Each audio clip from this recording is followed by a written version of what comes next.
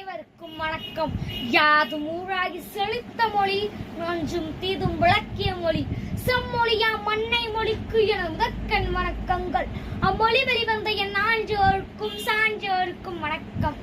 தமது தாய் பெற்றெடுத்த தங்க நிற தலைவா, தன்னை ஏதரணிக்கு தந்த தவ முதல்வா, மலர்களால் உன்னை அலங்கரித்தோம், நின்மலர் பாதம் போற்றி புகழ்கிறோம்.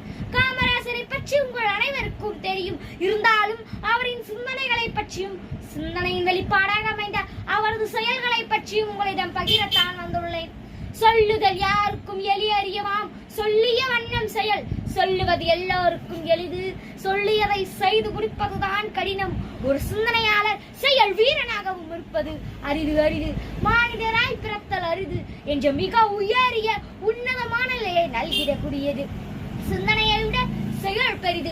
அதிலும் சிந்திப்பதை அப்படியே செயல்படுத்துவது வியப்புக்குரியது. அத்தகைய வியப்புக்குரிய ஆழமான சிந்தனைகளை அற்புதமாக செயல்படுத்தியவர் நமது காமராசர். காமராசரின் சிந்தனைகள் குழந்தைகள் முதல் பெரியவர்கள் வரை நெறியுடன் வாழ வழிவகுக்கும். அவற்றின் சில சிந்தனைகளை அவரின் வாழ்க்கை நிகழ்வுடன் ஒப்பிட்டு கூறலாம். பொறுமையை எக்காலத்திலும் கடைபிடிக்க வேண்டும் என்பது பெருந்தலைவரின் சிந்தனையாகும். அதை கடைபிடிக்க தன் தொண்டருக்கும் அறிவுறுத்துவார்.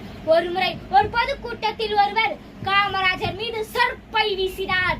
ஆனால் காமராஜர் அதையெல்லாம் பொருட்படுத்தாமல் அமைதியாக தன் பேச்சை தொடர்ந்தார். இது அவரின் பொறுமைக்கும் மன உறுதிக்கும் ஒரு சிறந்த உதாரணம். பதறாத காரியம்